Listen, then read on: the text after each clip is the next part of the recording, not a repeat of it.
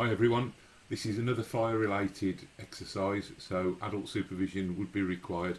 Just remember, get yourselves a bucket of water ready before you start, and also just take a look at what's going on in your neighbours' gardens. Make sure they haven't got the washing out and they haven't got any windows open, and just be patient, persistent and have some practice and you'll get there with this.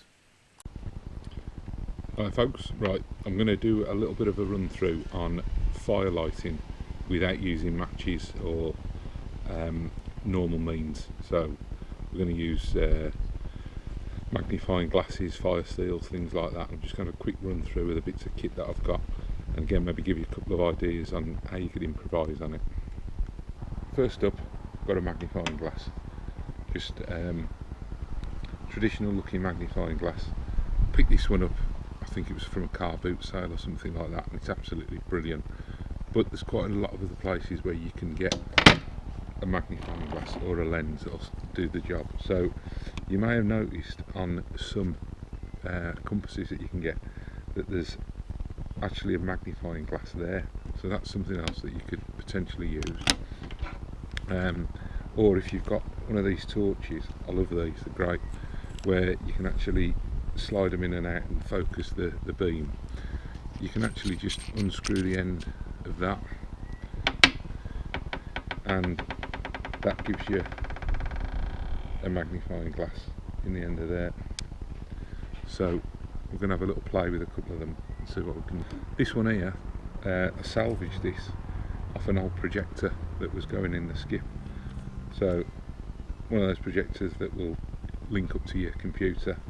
It was completely kaput, so I just managed to break that out the end of it. And then this was just off a little small sort of cardboard projector that you put your phone in and then project stuff onto the wall, but it wasn't very good, it wasn't very clear, and it got damaged. So again, before it went in the bin, I managed to get the lens from it. So there's a few bits there.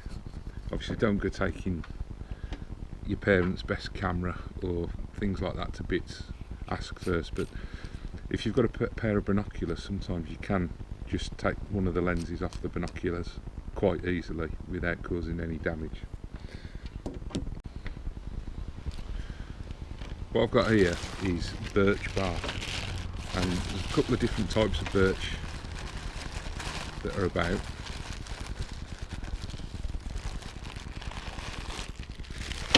This is also birch bark. There's a few of these down by the Commissioner's Quay, and they're trees that have got a very white bark, and if you look closely, a lot of the time it's just peeling off, and you can just peel a bit off. It won't damage the tree, and it's just like paper really, but it contains some natural oil, so it's really good for firelighting. Sometimes it burns a little bit too well, and you don't actually get any embers or anything burning from it, whereas if you go for a thicker piece of birch bark and make sure it's nice and dry, once you start to light that, it will start to smoulder and smoke, and it's generally better for firelighting off a magnifying glass. Principles of lighting a fire off a magnifying glass are that you start off with a big circle like you can see there, and as you pull the magnifying glass away, that circle gets smaller, and you make it smaller and smaller and smaller quite quickly and easily. You'll see there that it will start to smoke. You need to position the sun behind you, just over your shoulder, and then direct sunlight straight through the magnifying glass and onto the tin. So you can see there, just within seconds, that's all scorched. Now what I'd do if I was going to carry on and light a fire would be just to concentrate that beam of light in that area there, get it really really hot, so that when you take the magnifying glass away, it's still starting to smoke and smoulder, and then that's where we'd put some tinder around it and try and just blow it gently and wave it about just to get some oxygen into it and get it all burning. So we might try that later, but it can create a lot of smoke. So now what I'm going to try is just with a bit of a cotton wool pad behind that.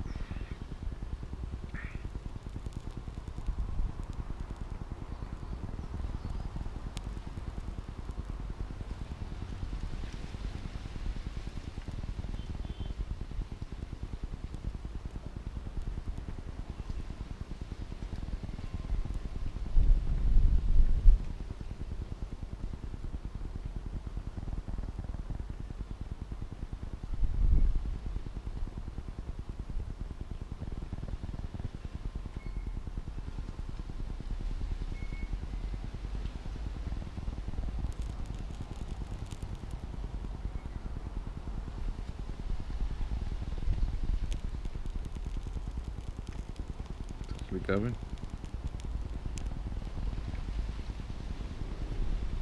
Just the wind blowing it out.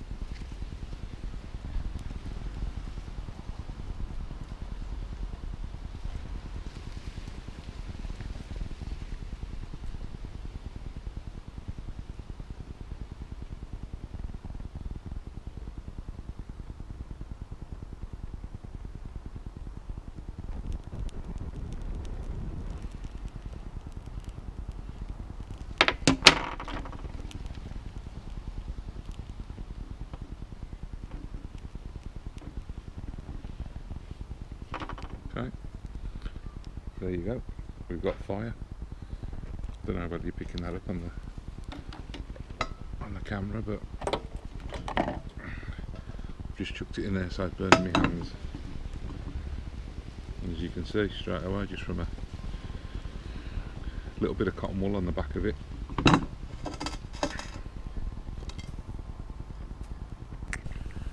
This is called a solar fire starter. So it's a concave mirror, works in the same principle as the magnifying glass, in that it's concentrating the sun's rays into one single point. So with this, instead of trying to make the circle smaller, you just have to follow the beam of light up the prongs of the fork till it gets to the tinder at the top, and then just focus it and hold it steady. And as you can see there, it starts smoking quite easily. So what I've got now is just a bit of grass that was dried out in the bottom of the lawnmower. I always find this quite a good tinder. Let's see how this will go.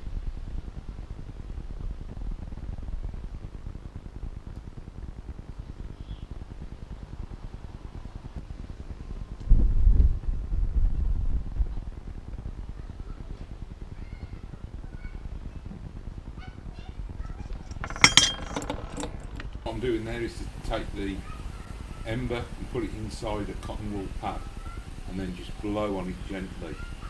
You'll see that the smoke starts to increase, and as it starts to increase you can blow more and more. Keep going long enough, it will actually just burst into flames, but didn't have quite enough cotton wool in my hands and I didn't want to upset the neighbours with it.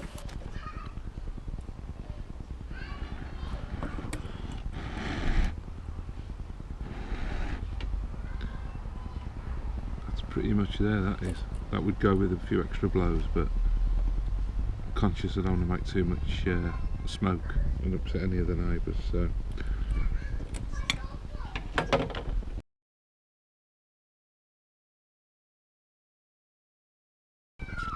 This one is called a Fire and Steel. They're about £1 off Amazon, so great little thing to get, and just let Cubs and Scouts should be able to work these no problem at all. We've done quite a few exercises at the hut with them. You can get some that are really short, they may be only 1 inch long, and they come with a little paracord bracelet. I wouldn't bother with them. I'm guessing that is maybe 6 centimetres long, and I don't think you want anything shorter. It makes it really difficult to use. And what you've got to try and do, the striker, the steel, is just a piece of hacksaw blade. And you've got to try and get a flicking action as you do it to flick the spark. So a cotton wool pad is a really good form of tinder. It just takes a spark and it lights pretty much instantly. Okay, so we've gone back to a cotton wool pad. First strike. There you go. To the right.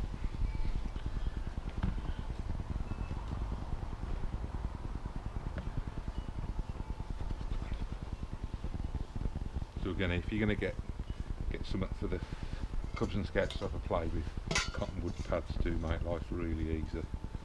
Otherwise you can spend a lot of time and effort and get nowhere.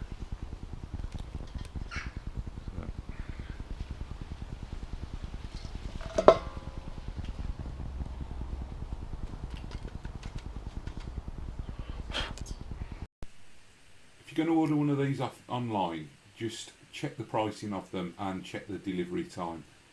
You will get some really cheap ones from China, but they might not get here till Christmas. but at the same time, you go on websites like the Bear Grylls website, and they'll be trying to charge £15 or something like that for this, and you can get them delivered quickly for £2 or £3 tops, and then you can start having a bit of fun and trying your firelighting skills. So once again, take some photographs and videos and show us how you're getting on. Have fun. Catch you later.